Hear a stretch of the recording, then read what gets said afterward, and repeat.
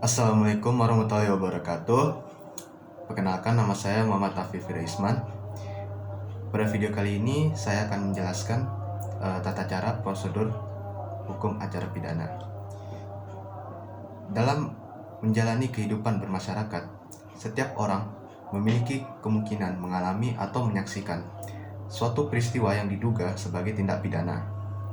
Sehingga timbul suatu pertanyaan tentang bagaimana cara melaporkan dugaan tindak pidana tersebut sesuai dengan ketentuan yang berlaku. Pertama-tama yang perlu kita lakukan adalah membuat laporan ke polisi.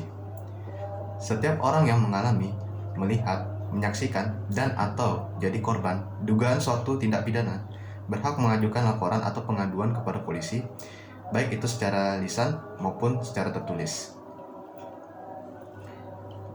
Berdasarkan pasal 1 angka 24 Undang-Undang Nomor 8 tahun 1981 tentang hukum acara pidana, laporan polisi adalah pemberitahuan yang disampaikan oleh seorang karena hak atau kewajiban berdasarkan undang-undang kepada pejabat yang berwenang tentang telah atau sedang atau diduga akan terjadinya peristiwa pidana.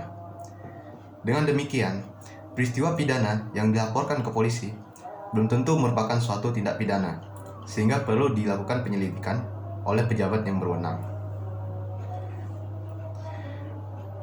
Lalu bagaimana prosedur melaporkan dugaan tindakan pidana tersebut kepada polisi? Yang pertama, pelapor atau korban mendatangi ke kantor polisi terdekat dari lokasi terjadinya dugaan tindak pidana sesuai dengan daerah hukum kepolisian yang meliputi yang pertama, daerah hukum kepolisian markas besar atau Mabes Polri untuk wilayah Negara Kesatuan Republik Indonesia. Yang kedua, daerah hukum kepolisian daerah disingkat Polda untuk wilayah provinsi. Yang ketiga, daerah hukum kepolisian resort atau Polres untuk wilayah kabupaten atau kota. Yang terakhir, daerah hukum kepolisian sektor atau polsek untuk wilayah kecamatan. Sebagai contoh, seseorang melihat dugaan tindak pidana di suatu kota, maka ia bisa melapor ke Polres terdekat atau ke daerah hukum kepolisian di atasnya, yaitu Polda dan Mabes. Yang kedua, berdasarkan pasal 106 ayat 2 Peraturan Kepala Kepolisian Negara Nomor 23 Tahun 2010 tentang susunan organisasi dan tata kerja pada tingkat kepolisian resort dan kepolisian sektor, Sentra Pelayanan Kepolisian Terpadu disingkat SPKT bertugas untuk memberikan pelayanan kepolisian secara terpadu terhadap laporan atau pengaduan masyarakat, memberikan bantuan dan pertolongan, dan memberikan pelayanan informasi. Dengan demikian, sesampainya di kantor polisi, pelapor atau korban menuju ke Sentra Pelayanan Kepolisian Terpadu atau disingkat SPKT dan menyampaikan laporan sesuai dengan tindak pidana yang dialami atau dilihat atau disaksikan. Perlu diperhatikan bahwa pada saat pembuatan laporan tentang dugaan kejahatan tidak dipungut biaya apapun. Dalam hal terdapat oknum yang meminta bayaran, maka pelapor atau korban dapat melaporkan ke seksi profesi dan pengamanan Polri. Setelah pelapor atau korban melaporkan kejadian tindak pidana, maka penyidikan akan dimulai berdasarkan laporan polisi dan surat perintah penyidikan terhadap pelapor. Akan dilakukan pemeriksaan yang dituangkan dalam berita acara pemeriksaan saksi pelapor.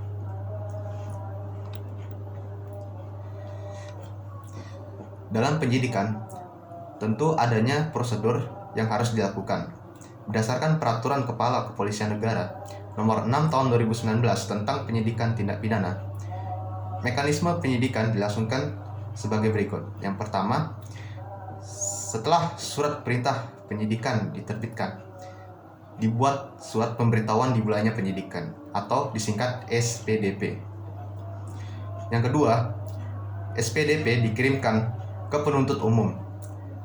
Pelapor atau korban dan terlapor dalam waktu maksimal 7 hari setelah diterbitkan surat perintah penyidikan.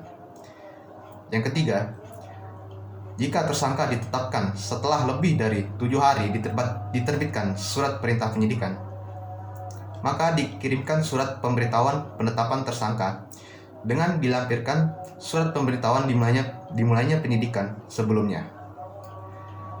Yang keempat, apabila penyidik belum menyerahkan berkas perkara dalam waktu 30 hari kepada jaksa penuntut umum, penyidik wajib memberitahukan perkembangan perkara dengan melampirkan SPDP. Yang kelima, atau yang terakhir, sebelum melakukan penyidikan, penyidik wajib membuat rencana penyidikan yang diajukan kepada atasan penyidik secara berjenjang. Itu saja penjelasan dari saya. Kurang lebihnya mohon maaf. Terima kasih. Assalamualaikum warahmatullahi wabarakatuh.